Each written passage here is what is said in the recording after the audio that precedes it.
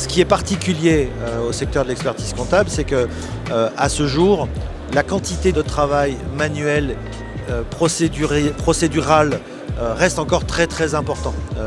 La tenue, par exemple, pourrait être automatisée et dans un grand nombre de cas, elle ne l'est pas encore. Le problème d'attractivité, il vient d'un écart grandissant entre les aspirations des collaborateurs et leur réalité dans l'entreprise. Le cabinet d'expertise comptable étant une réalité.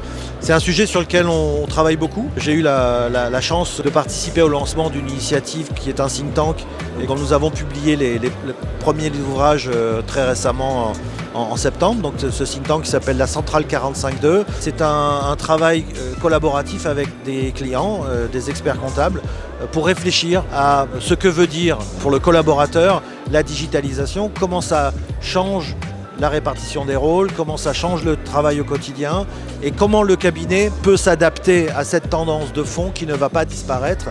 Il ne faut pas croire que les collaborateurs de demain seront les mêmes que ceux d'hier et donc c'est à nous de nous adapter. Petite anecdote, on n'a pas fait exprès, je le dis aux experts qui ont du mal à recruter, on vient d'embaucher un alternant qui a fait 2 ans en cabinet, on lui a posé la question, tiens, c'est marrant, on formait les nouveaux, pourquoi t'as changé de voie? Parce que là il va faire du commerce, ah bah la saisie c'est ennuyeux. Voilà, donc la saisie c'est ennuyeux et c'est tant mieux, il y a les outils qui permettent aujourd'hui d'être efficaces là-dedans, demain facturation électronique, il y en aura encore moins. Et on va faire des trucs sympas. Dans ma vision aujourd'hui, au sein des cabinets, malheureusement, il y a un certain turnover et voire même une fuite de certains qui quittent le monde de l'expertise comptable. Je pense que ce n'est pas forcément de recruter de nouveaux profils. Il faut des profils probablement plus digitaux, donc parfois plus jeunes, parfois pas. Je ne pense pas que ce soit forcément la jeunesse. Mais déjà, peut-être proposer ces missions à forte valeur ajoutée à ces collaborateurs qui pourraient être dans une routine néfaste pour le cabinet. Le frein principal, c'est le changement, notamment auprès des collaborateurs. Je pense que c'est vraiment important de communiquer votre stratégie, votre vision auprès de vos collaborateurs, de les embarquer avec vous dans votre projet, d'avoir des petits exemples concrets de là où ils gagnent en productivité, mais aussi où le cabinet gagne plus de sous grâce à ce nouveau positionnement. Moi, je pense qu'il y a des nouveaux rôles qui vont et qui doivent apparaître dans les cabinets, notamment celui de contrôleur de la donnée. Enfin, je pense que demain, le cabinet, son rôle principal, c'est de venir conseiller son client sur le stack d'outils qu'il doit mettre en place. Et ça, c'est peut-être pas forcément des profils comptables, c'est plus des profils finance, tech, système d'information. Je pense que c'est important que chaque cabinet vienne embaucher un ou une première conseillère comme ça. Et ensuite, je pense que c'est important d'infuser dans le cabinet des nouveaux types de profils, type des gens formation à l'école de commerce, peut-être moins techniques en compta, mais qui vont être plus dans le conseil, pour venir créer un mix un peu plus fort. Déjà, on n'a pas assez de talent en fait dans la profession, c'est-à-dire qu'on a les collaborateurs comptables confirmés avec 5 ans d'expérience, le DSCG comme on les attend tous, nous on les appelle les lamas à 5 pattes, il n'y en a pas assez pour tout le monde.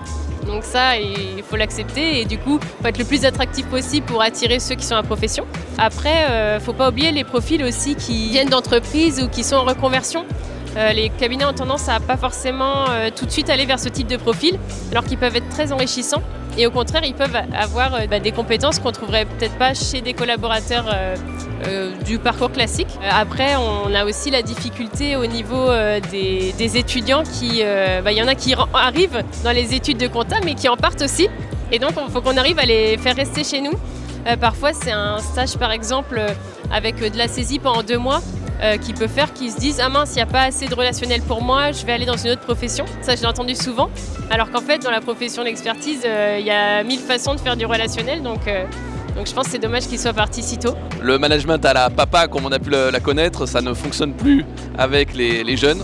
Et donc, il faut vraiment avoir quelque chose de beaucoup plus cool, porté sur le télétravail et avec des bons outils. Et donc, en fait, on y revient. Il faut absolument se digitaliser pour fidéliser et recruter des collaborateurs performants. Peut-être plus de mixité, alors mixité homme-femme certes, mais surtout plus de mixité dans les différents profils au sein du cabinet, attirer de plus en plus de jeunes, alors on parle de data controllers, de réviseurs, de welcomers, de personnes qui onboarding, de communicants, etc., qui feront que le cabinet ressemblera plus à une entreprise de service et sera probablement plus attirant. Alors au-delà de l'entreprise de service, il faut tout le package et la panoplie qui va autour, le télétravail, les agréments qui font qu'aujourd'hui on est bien dans le travail.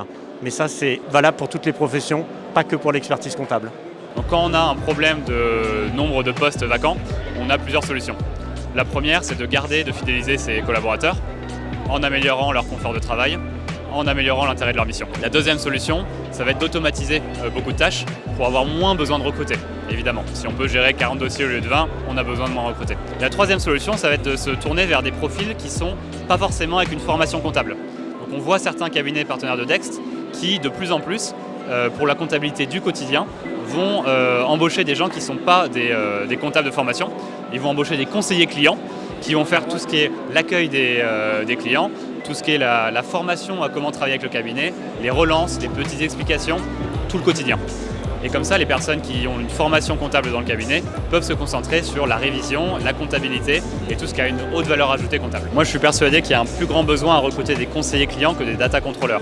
Pourquoi ? Parce que toutes les petites tâches faites par le data controller de réconciliation, de manipulation de la data sont faites de plus en plus par la technologie et par les logiciels. Par contre, tout ce qui est parler au client, vendre des missions au client, rassurer le client, ça peut être fait que par un humain. Et ça, c'est le conseiller client qu'il faut commencer à recruter dès aujourd'hui.